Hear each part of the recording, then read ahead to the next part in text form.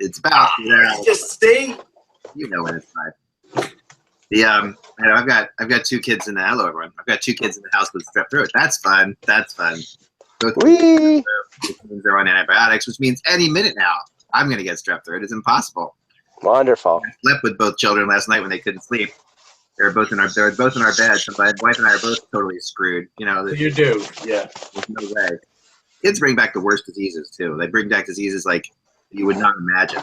Yeah, they're germ factories, man. Oh, and then but just things that make them slightly sick will make us horribly sick. Like this, because our bodies just don't react nearly as well. Yeah. Well, I have to share something from last night. Yeah. Because I went to a sports bar. I won't name the name of the nationwide chain, but it was a nationwide sports bar to watch the NFL draft and the hockey games all at the same time. Yeah. And I really hate when businesses don't realize that days are going to be busy and don't staff appropriately, because this place, you ordered chicken wings at 7:30 and you got them at 9:30. There you go. Worth the wait though, right? So, no, not really. And this, in spite of the name of the place that is associated with the town that I live in, no. Oh man, hold on. Wow. What do you have, Russ? Here's my one little moment. So with the NFL draft, and I don't know the name of the guy. He gets drafted. He's a offensive lineman, I think. He's got his 4-month-old on the stage with him. That's fine. And Deion Sanders, who I met Deion Sanders quickly in person. Never thought that he was very smart. He interviews the guy and says, he looks at his kid and he goes, "What do you think your kid thinks about daddy being rich now?" And the guy looks at him like, it's not about that. And I'm thinking, he's a 4-month-old. Like, he's not thinking about anything like that. Why in the world is this the most important thing to ask a guy who just gets drafted into a league? And that to me set a bad example. Well, I'll tell you what the kid is looking forward to: taking a poop and drinking breast milk. That's about it. Yeah. So yeah, and well, this is how much of a sideshow the NFL draft is. And I don't know the name of the player, but he was drafted by Atlanta. He was drafted right before the Bills drafted. And this guy brings out a picture of his deceased mother and decides to go on like a 2-minute rant about God knows what, yelling and screaming. And Deion Sanders was really like taken aback by what this guy was doing, because even he thought this was out of control. And it's like, okay, you're in front of like what, 20,000 people in downtown Philadelphia, and this guy's got a framed photo of his deceased mother, and he's just going on and on. And it's like, this is uncontrollable. I mean, but Deion could control that. That's my point. Even with that, Deion can control it. It's in his ability to send it back to the desk and not show the whole thing. Right. Yeah. But he doesn't have. See, that's the thing. You can't hire. Here's my point here. You cannot hire ex-athletes for every single job. There are some jobs that they're not meant to do. Now, some athletes do a great job with it. But again, a lot of times they don't, and they're just handed a mic because, hey, they're popular, or hey, they look good. But, it's more than that. No, it's very true. And it's media is not, it's not that easy to make the jump. Like, it's not an automatic jump from being interviewed to interviewing. It's very, it's tricky. And that's a tough situation though. Like anyway, I mean, for anybody, when someone comes up with a picture of their mom or something like that, but that is still, it is kind of a, I don't know. It does seem somewhat controllable. Like last night I was listening to, and I can't remember the exact quote, but I really wish, if I could mean anything to the NHL media when I'm long after I'm gone, it's this. It's this one thing. I really wish that we would stop asking people to quantify how much things hurt. Like I talked about this. Or percentage. Yeah, like how tough is it to lose this game tonight, Lundqvist? You played out of your mind. How difficult is it? Is it just mind-bogglingly awful to imagine that you've lost this game after you played it? There was like 3 people that asked the questions all in a row, basically saying the same thing. Like how difficult, and it's like I said many times, it's like it's not as hard as like losing a parent. It's much harder than like say your lawnmower breaking. Like I have a way of fixing this problem for you, Ek. What I think I'm going to do is I'm going to have a list of emojis of about 10 of them, And if a guy loses, I'm going to say point to the emoji that most expresses how you feel. Like a hospital. Yeah. Like an emergency room in a hospital. How sad are you? Yes. That's perfect. Somebody should do that. The players would completely appreciate it. They hate this too. It is the most ridiculous question that you can ask. I mean, and it's asked every single game. How tough is it? How frustrating is it? It's like oh man, if I had a nickel for every time the how something is it question was asked to a player after a game, I would be a rich man. I mean, this is insane. What I would like them to do is respond back. How tough do you think it is? Yeah, I mean, it's like God. Whenever you make say you have like 1 year your taxes are super high and you got to pay your taxes. Imagine if someone came up to you right after that and said, "How tough is it to have to pay these taxes?" It's like I don't have to imagine that, Eck. Right. But imagine being interviewed in front of thousands of people. And then being asked to quantify exactly how pissed off you are. It's like that's not. I don't. It's like this is not. Be a little more creative. That's all I'm saying. Be a little more creative. A little more creative with your questions. How's your breath? So Lug was finally said after 2 people had asked him this question, he finally breaks down and says, "Yeah, I guess it really sucked." That's what I like about Lundqvist. Yeah, and it was great. It was just I played pretty. He actually said I played pretty well. I thought I had a good game, and you make 1,000 decisions during the game, and I made one decision to go a little bit left to the right at the end, and it hits my head and it goes in, and it's like and yeah, I guess that really sucks. But it extends to the NBA too. I heard Chris Paul in an interview the other day. Somebody, I guess it was a game 5, and they survived it, and they were going maybe on the road for a game 6, and they go, "What are your odds, or what do you think? Do you think you'll be back here for a game 7?" He goes, "Man, what do you want me to say? I'm a member of this team. You want me to say we're done? Is that what you're looking for?" I know. No. What he should say is, we have a 50-50 chance. We're either going to win or we're going to lose. Yeah, and that would be fine because, and I totally appreciated what he said because he's like, "What do you want me to say here?" Yeah, the other team's great. We're lucky to be here. Yeah. Let's start the show. Thursday, it's like there's so many different things you could. I mean, to me, it's like I'm so sick of this questioning, and it's just got to stop. It's got to stop.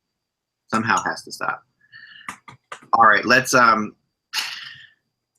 the show. Yep. Let's start the show, shall we? Mike's with the witness relocation program today, by the way, if you're curious.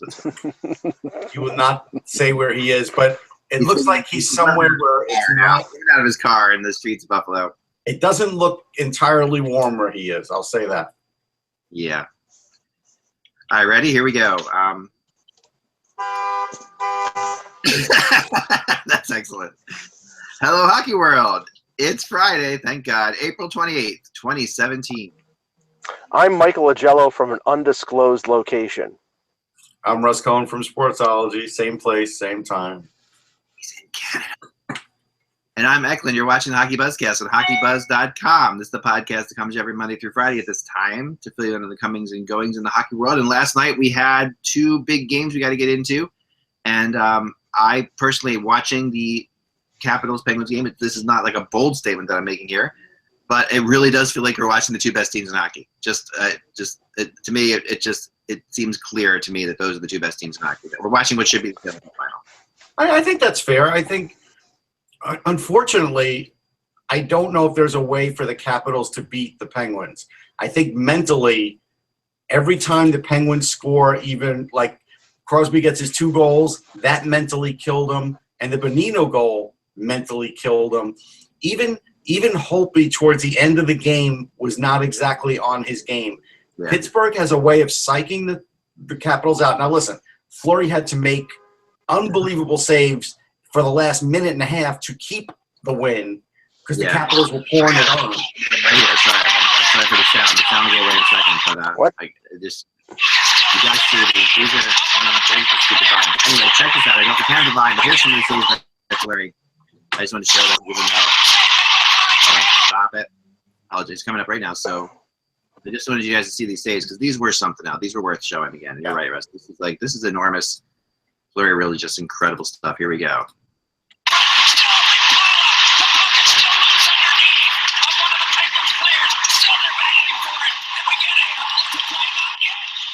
Thompson, a shot by Thompson. It's saved by Fleury. He's without a stick. He makes another save. And still another save. And Just great stuff. So, yeah, I mean, Fleury was just Crazy. unreal.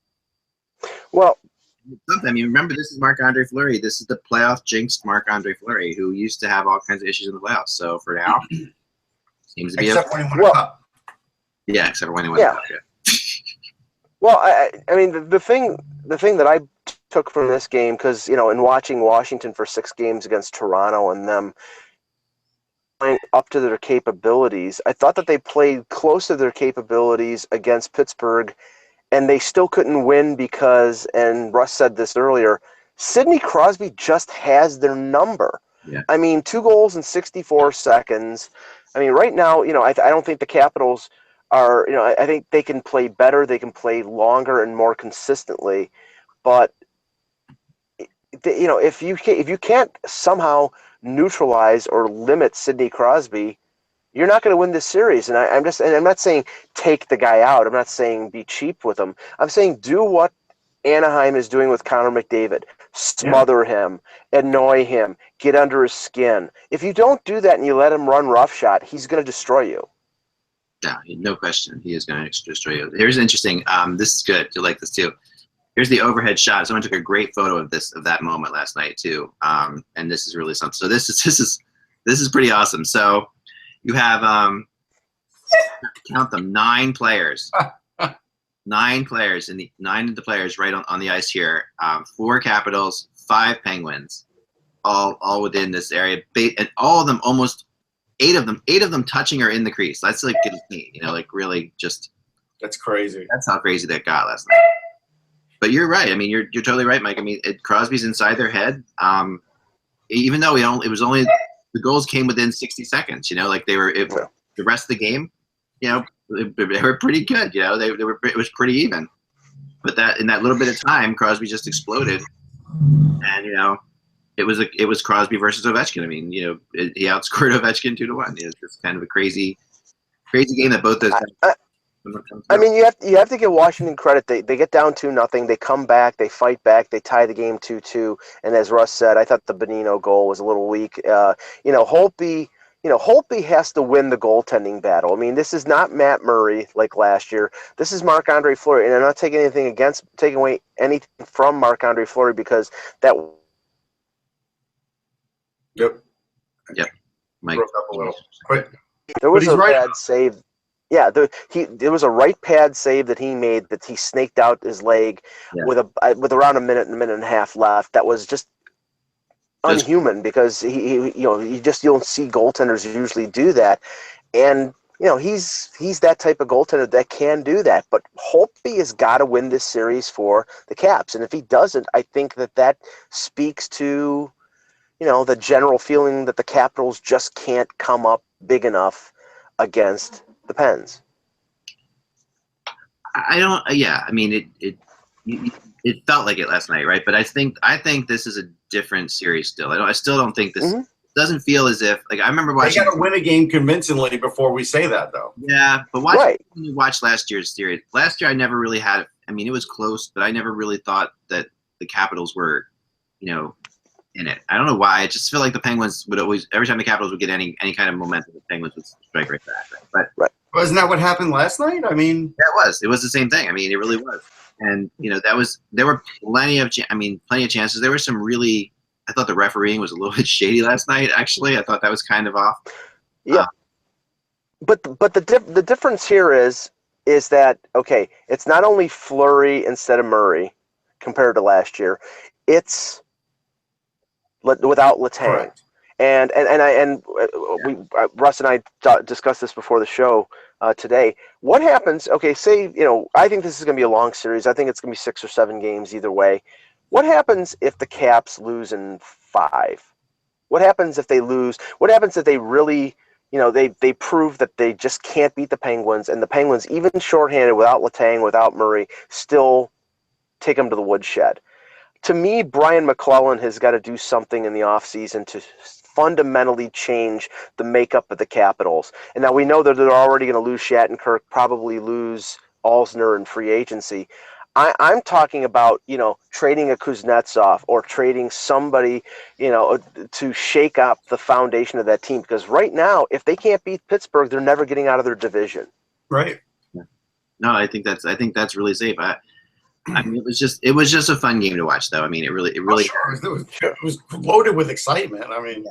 I mean, it's a series that I'm tempted. I feel like I've got to get to a game because it feels like the best hockey we're going to see. And I don't know if that's the case, and maybe it's not being fair to some of the teams out west. But it just feels, or you're going to have strep throat tomorrow. You're not going to be able to. Yeah, I'm not really going to. We'll see what happens, but you're right. Let's jump over to Ottawa and the Rangers. Russ, what were your thoughts on this one? Well, it's never a good thing when your goaltender has to face 21 shots in the first period and stop like 6 great scoring chances. Like they were under siege. This was the one worry that I did have, which is why I made this a 7-game series, was that Ottawa's speed was going to get behind the Rangers defense, and they did that. And then the 1-3-1 and later the 1-2-1 or however you want to say that the 4 guys were located, frustrated the hell out of the Rangers. I mean, it's just – this was a game – Kevin Hayes had an offside on a power play. And it's not because he skated offside. He passed the puck back to Brady Shea over the line, and Shea did all he could to keep it in. But it's like these kinds of, mind lapses are going to kill him. Kreider has no confidence. Zero confidence right now when he's in on the net. That's 25-goal scorer right there. That's not helping you. Nash was falling down. He didn't have a great game. Ottawa had a great game. This is Craig Anderson's best season. I've said it. The winning goal, Eck, if you could pull it up, the crazy part about it is Alain Vigneault is not a guy to complain, and he thinks that the winning goal was offsides before the goal. And icing, rather. He thought it was icing before the goal. And so I didn't have a chance to look at it from that perspective.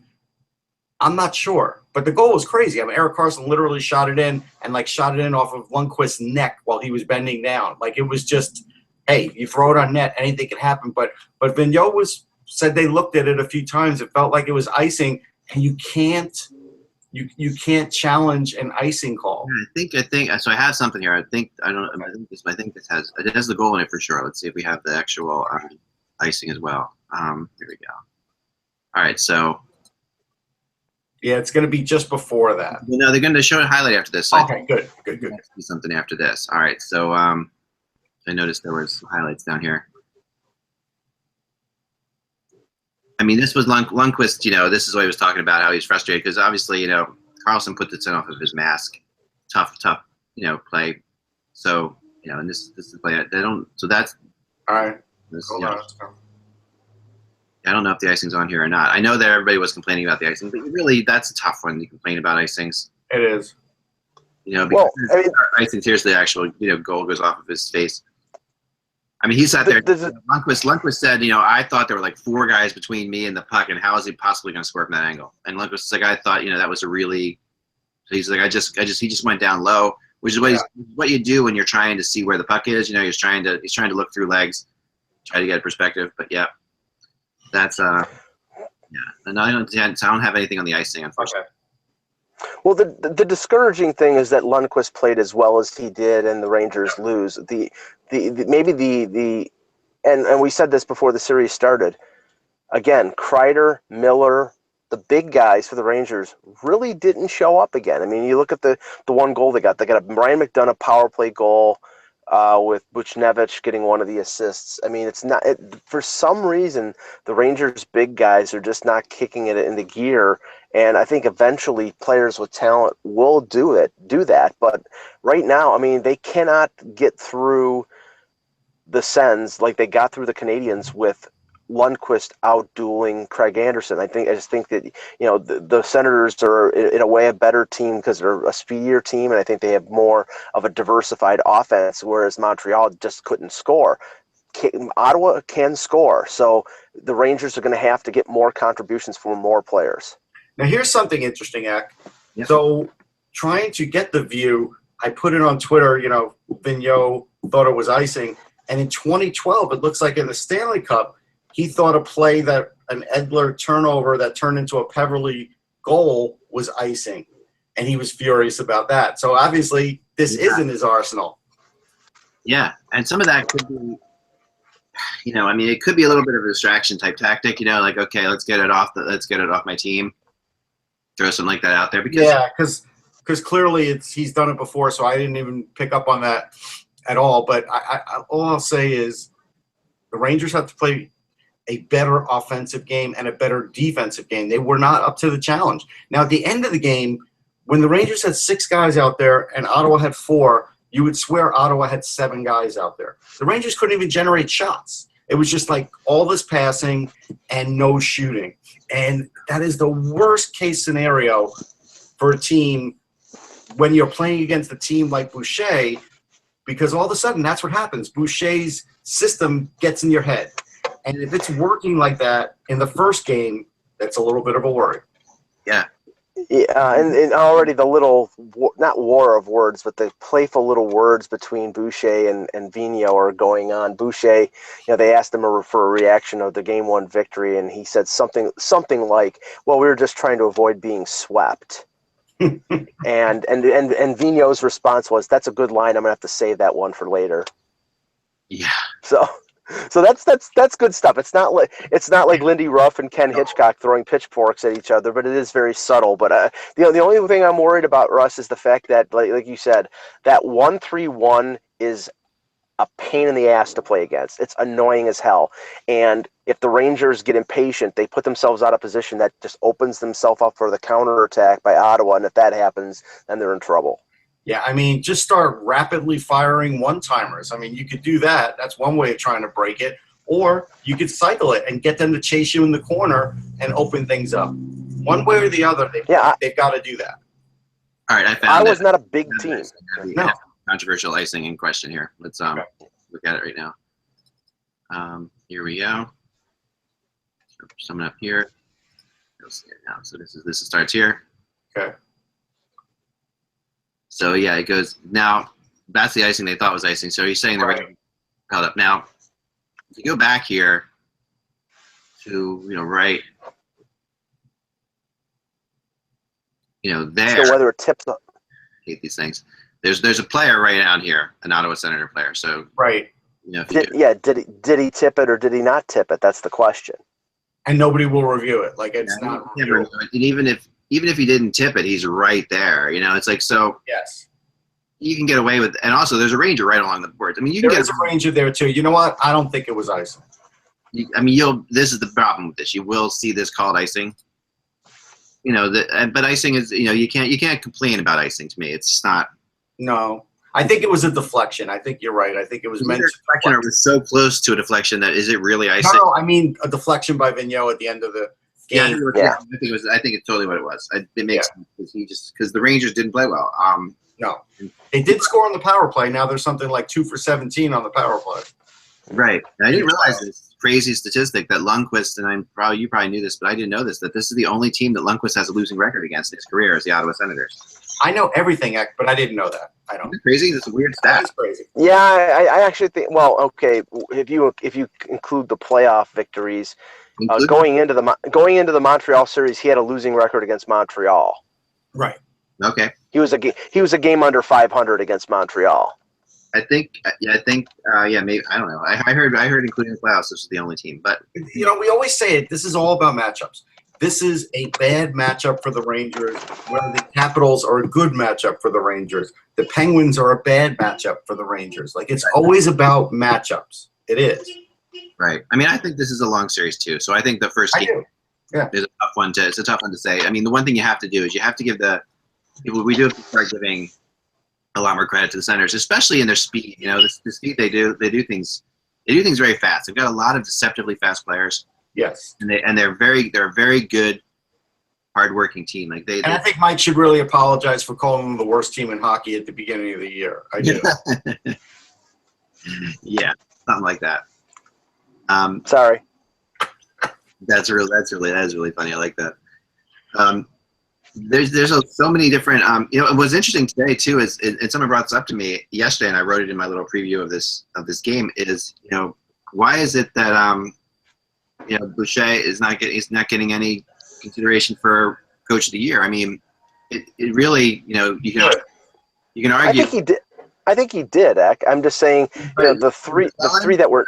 I think. Okay, Babcock, yes, obviously Babcock. Tortorella, yes, but McClellan or Boucher. I would go Boucher over McClellan. I mean, I think what Ottawa did was more unexpected than what Edmonton did. Yeah, he has less to work with. I mean, I think that's obvious. Really less to work with. So I think that's. But it is a little bit of the bias, I think, of Edmonton versus Ottawa too that plays into this. It is, and I also think if we look at salary cap, I'm sure Edmonton spends a lot more than Ottawa. Yeah. It's what's called the McDavid factor. Yeah. Yeah, no, it's definitely there too. Another weird thing about this game was that they were 2,000 seats below capacity in this game. That makes no sense. I know. You're in the second round of the playoffs.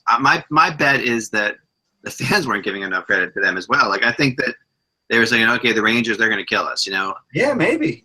I would bet that, game 2 will be a lot different than this, but people are going to start to get on the – but, it is still – no matter how you slice it, 2,000 below capacity. If this was Nashville and there was 2,000 below capacity, people would be freaking out the hell out there, And it's just – and I'm not – I don't need to rip on Ottawa, but it's really strange that they'd only have 16,000 It is. in there for this game. Well, and yes, it's a playoff game, so it should be filled. But I think this just illustrates the folly that is building that building in the middle of nowhere in Canada, and not if that game was in downtown Ottawa, I think it probably would have been sold out. Maybe. I mean, no. I mean, there's no way of knowing that. I mean, and I'm sure. I mean, I was in Ottawa during the Stanley Cup Finals. It was crazy, but that was the Stanley Cup Finals, I guess. So, but it's really. Oh, I think I know what the reason is. I think they were showing Downton Abbey that night, and everybody in Ottawa was watching. Downton Abbey Town, is it? Yeah. I got nothing wrong with Downton Abbey. No, come on. Well, it's British, and so I'm reaching. It's really reaching. So, I mean, I'm just kind of surprised. I don't know. I just think that, and they even asked Carlson. And he said, "Yeah, I recognize the fact that there were not a lot of people there." It's kind of strange. It's just a strange thing because the home. So you recognize some of the people dressed as empty seats? Yeah, right. Home advantage, second round of class. Really strange. Really strange to me. But anyway, so let's move on to tonight. And also I don't know if you see, there's a really good article by Mark Spector on Sportsnet about where he interviews Chris Pronger, and Pronger has a blueprint for a Oilers playoff run that Pronger thinks the Oilers are going to go to the Cup final again. And he has his reasoning, but there's a possibility. I mean, no, it is possible. I mean, now did he say that before the playoffs began? Right, I don't know. It's a good question. But obviously Pronger was there for the last time this happened, right? He was there for. Here's like a quote from Pronger: "It's how you've played against the top teams that defines how you compare yourself to the teams you're playing." Began Pronger.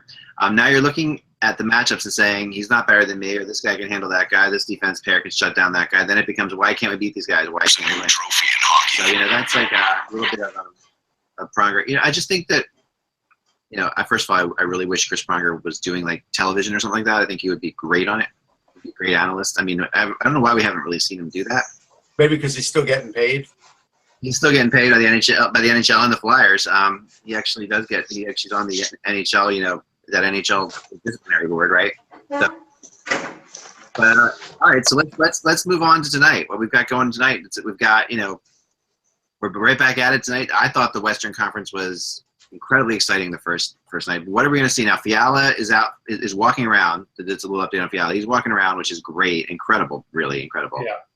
It's still like a 4 to 6 month recovery. Yeah, he's not playing there. He's not playing for a long time, but he is walking around. He is staying there, and he's flying back with the team tomorrow. So he's in St. Louis still.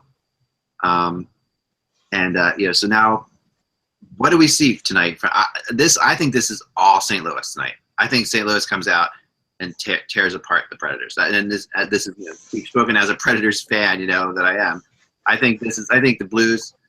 There are moments in that game that the Blues dominated. The Blues are going to be so dominant tonight. I believe that this is like a 4-1 for 2 game tops. Well, I think the level of desperation should be there for the Blues to do that, but whether they can take the lead, hold it, and dominate them as you think, that's the question. Because, I mean, if Rene comes up big, if the Predators get a performance out of Subban like they did in Game 1, then it's going to be a very close game. I mean, if Nashville goes up 2-0 in this series, going back to Nashville, not to say that it's going to be a sweep, but it's probably going to end up in a very short series because I think Nashville would probably take one of the 2 games at home, and then all the pressure would be back on St. Louis. So, I mean, St. Louis, to stay in this series and have a better than even chance of winning it, they have to win tonight.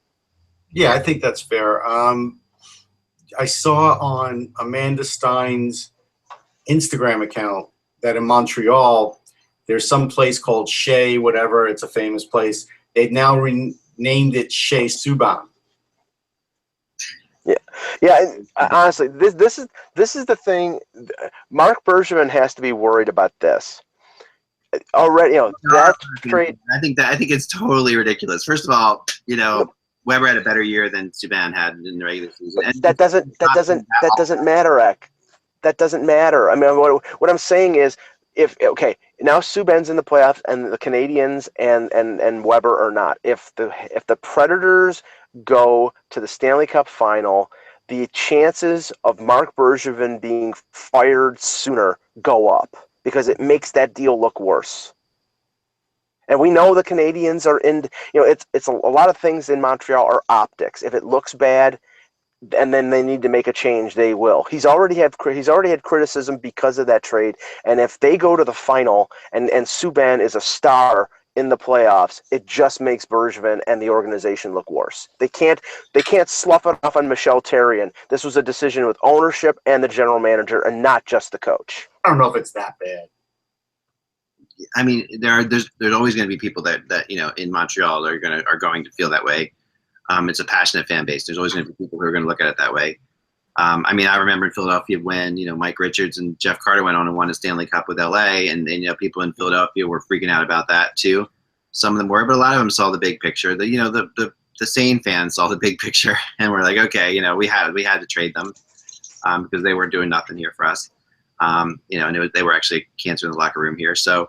They knew that, and I think there's a little bit of that with Subban in Montreal too. And there's a degree of I get it. I do get it that you're right that'll be questioned. I just don't see that it'll really play into whether or not he keeps his job or not. I think he's pretty safe. Along those lines, Michel Therrien did indeed interview in Florida.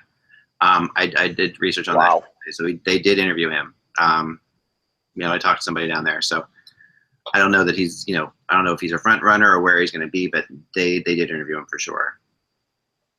Yeah, so we'll see. And then tonight, Edmonton Anaheim tonight. This is really gonna I feel like both of those teams stole games on the road, and I feel so I wouldn't be surprised if Anaheim does the same thing that St. Louis did tonight. This is the night that both those teams are going to rebound. I mean, the thing about second round matchups is so different than first round matchups is you don't see the normal craziness that you see in the first round. Mainly because for a lot of teams, there's teams that just making the playoffs is a great thing, but for most teams that are in the playoffs, it's winning the first round that matters. Like that. It's if you lose in the first round, that's a disaster. Like Chicago, that's a disaster. Minnesota, these are disasters, right? So, but for a lot of so once you get to the second round, that whole fear of a disastrous season sort of goes out the window, and that you tend to get a lot more balanced games and a lot more of what you'd expect to happen. And I think tonight that's why you'll see Anaheim and St. Louis bounce right back. Again, I think it's extremely important for Anaheim to get out to the early lead because and the team that showed up after they were down 3-1 in Game 1 because they really were sluggish early in the game. Gets those couple goals, jumps out to the 3-1 lead, and then there was a level of desperation from the Ducks where they tied up the game fairly quickly. And I thought obviously the winning goal was sort of freakish.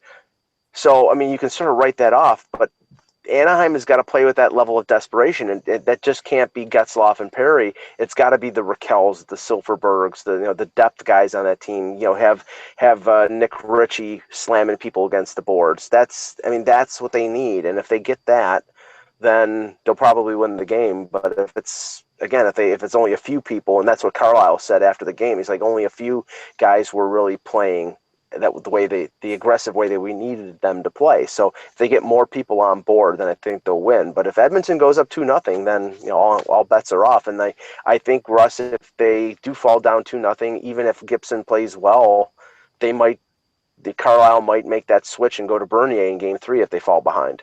I mean, they get what they get if they make the switch. That's all I could say. But there is a rumor that Sami Vatanen's not going to play tonight. I hear he's not back yet. I heard that.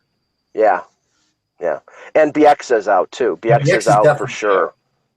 Yeah. So that means both Montour and Theodore are in, and that's a couple young defensemen. So Okay, so finally, I want to get into my blog today, which is word on the Sabres run right now that's going on, the Sabres GM race, and word that Bill Zito, who's a former player agent from Acme Sports Management, he represented guys like Rafalski and Kimmo Timonen and Petteri Nokalainen.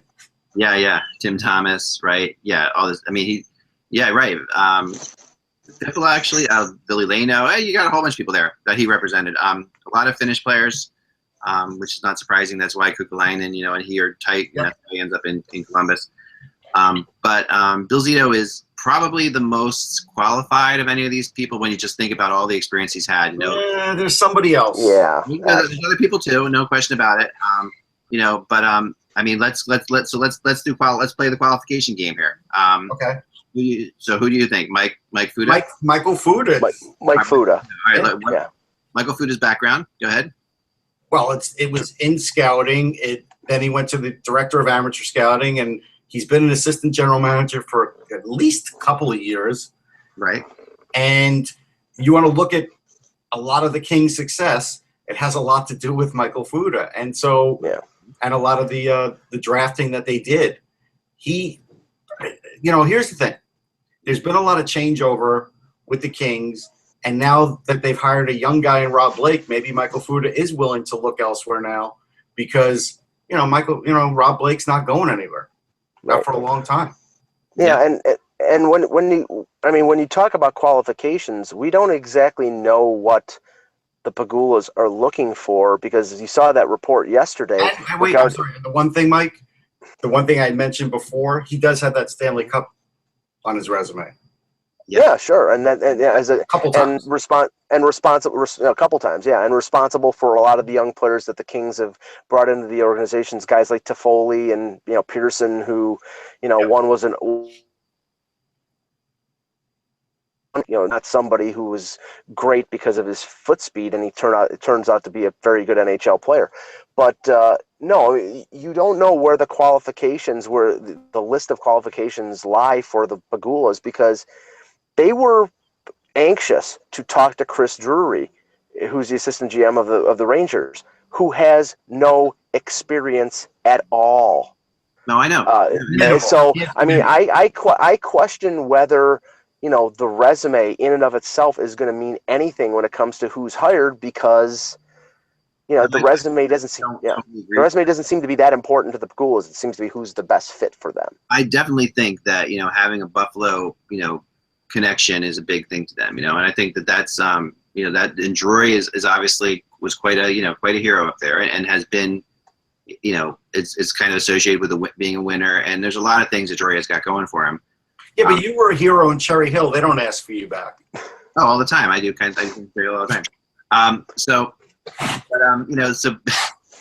no, well, let me compare and contrast this with Zito for a second. Okay, because to me, you've got a guy who was also a scout, and also did a lot of scouting, and then scouting as a agent, like discovering guys that no one else had found, in Europe, no one else had, places. I mean, you gotta remember guys like they had like Kimmo Timonen, 6th round draft pick, I think.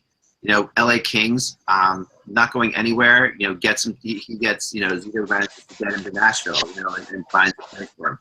Tim Thomas, same kind of situation. The guy was overlooked in a lot of different situations. You got, a guy here who was a Yale law degree guy, so he's like as sharp as you can get, which is very important in this world. And apparently, from what I've been talking I talked to somebody at the NHL today who's involved in, the NHL has more to say than you think on these situations. Owners go to the group. There's a group of people at the NHL. Some of them are other owners of other teams, even that they go to, and those owners and that NHL people, Gulas will listen to them in a big way. They look for guidance, and that's just so you know, Fuda's been with the Kings since 2007. Yeah. And before that, he was an OHL GM, I believe, Russ. So, right. Yeah, so he has general manager experience at a lower level, but that does add. And he was on the Leafs list, if you remember. Right. No, he's yes, and he's going to get a long look, and he could very well end up being the guy. And I think we're going in the right direction with Zito and Fuda, actually, because I just think that's the way that we are. We don't know if Pagula. No, it feels as if they are too, just from talking to people at the NHL. Like that, I know we talked about the players and Drury and all that, but it really seems like that now. Zito's general manager job, when he was last year, he was given control of the Cleveland Lake Erie Monsters, of the AHL. Takes over, and they were terrible for a long time. He took over, brought a whole bunch of new people, brought a new coaching staff in, brought players in that no one really even knew about. Took them to like a 93-point season, and then a 15-2 playoff run for the Calder Cup, where they swept 3 of the 4 series. And this was all. He was the GM of that team, flat out. And now 7 of those players are in the Blue Jackets lineup. So it's looking at players that really. So that kind of stuff is really playing well. With the people at the NHL who see him as like a team builder type guy who's got experience on both sides of things. He knows how to do contracts because he's done contracts from the other side of it, and he's respected among the GMs. GMs will tell you that he's one of those guys who is tough but fair. And he really has been involved. I've dealt with him as an agent, so. I'm not. So I think he's up there. And I've heard he's very up there, which is surprising. I'm happy for him because I think he's a good guy. But I was surprised to see because I thought he was definitely on the outside looking in. Well, and again, it's like if he's in there, then that's one of a few candidates that would, I think, be qualified for the job. But again, until the Sabres make a decision, I can't have any confidence in who the Pagulas will choose based on their track record. Because their track record so far as professional owners in football and hockey have been pretty abysmal. And, now if they've gone to the NHL and they've asked for their input, and the NHL has a list of people and they go through that and they decide to hire one of them who has experience, who has the right pedigree, then more power to them. But right now, I'm still fearful of them, basically being, fans and wanting to hire somebody who they were fans of in a former role, like Pat LaFontaine or Chris Drury. And that's not qualification for a general manager. Qualification is having a resume and knowing what the hell you're doing. And I'm not saying Chris Drury doesn't, but he's very early on in the process. Mm-hmm. And obviously Pat LaFontaine, when he was hired in Buffalo, they found out, or they changed their mind fairly quickly on him because he took a quick exit. So let's see what they do. I mean, if it's Fuda, I'm fairly confident that he will direct the ship pretty well because he's got a good hockey mind. He's a good talent evaluater, and I'll take your word for Bill Zito in terms of his qualifications. So we'll see. But here's what so far has Terry Pagulas had during his stay with the Sabres. He brought him 5 coaches, 2 GMs, 2 presidents. Yep. Yeah. I think the team president job is also being interviewed for, by the way, in this. Well, it has to be because it's a dual job right now. No, but I think it's 2 people is what I've been hearing. So it could be a Zito Fuda type combination. It could be something else too. There's definitely possibilities here of different groupings. Now it looks like Larry Playfair is going to be representing the Sabres at the draft lottery. Yeah, as of now. I mean, I think that could change. Well, Russ, you got to remember, Tim Murray refused to go to the draft lottery last year. Yeah. I mean, I think the draft lottery is Saturday night, so I would agree with you on that one. Yeah, I mean, I'm changing that. Playfair is a good guy too. So that makes sense. And that this is I've been in that. There's a box in Buffalo, and I've been there. with these players, then where you see all these ex-Sabres hang out on these super houses in Buffalo, and they're all there. And Playfair sort of runs the show up there. It's a great guy. It's a great scene, and Buffalo is definitely one of those cities that's very tied to its. If nothing else, Playfair will defend the Sabres, right? Oh yeah. Come on, that's a good joke. He was a defenseman. Come on. Well, I'm sorry. No, he will though. I mean, he did. You're right. I get it. It is a joke. It's not very funny, but I get.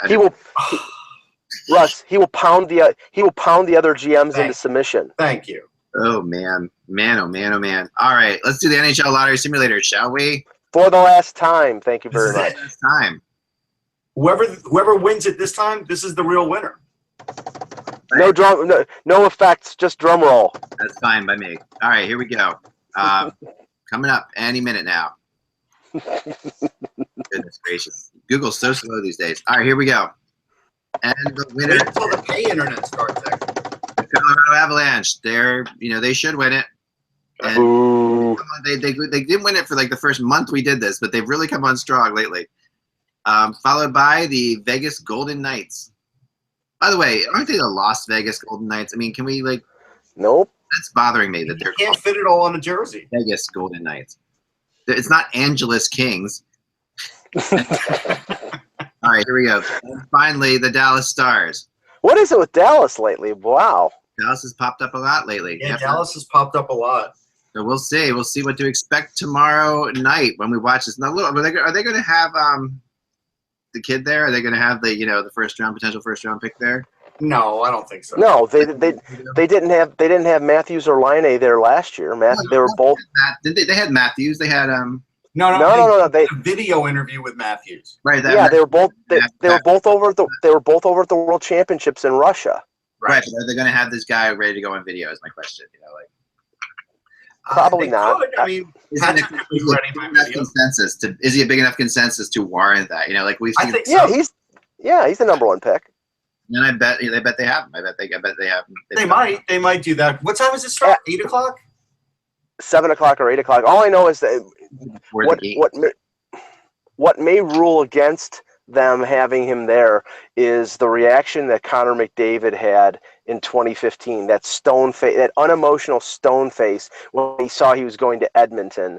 They want to avoid that. And actually last year the interviews of Matthews and Laine were awkward because they were like 30-second or 15-second delays. So you had like them standing there.